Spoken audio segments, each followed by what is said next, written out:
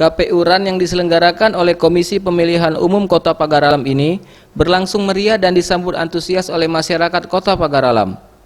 Selain itu, acara ini juga diramaikan oleh anak-anak dan pemilih milenial.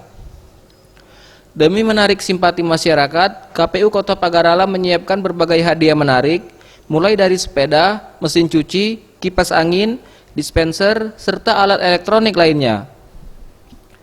Ketua KPU Kota Pagar Alam, Rahmat Kori Setiawan mengatakan, kegiatan yang dilaksanakan ini adalah bertujuan mengingatkan kembali kepada masyarakat agar dapat menggunakan hak pilihnya pada pemilihan umum 17 April mendatang.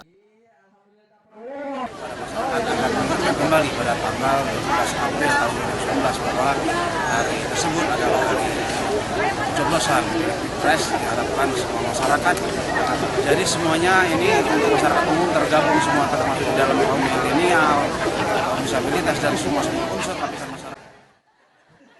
Tim Liputan Sriwijaya TV.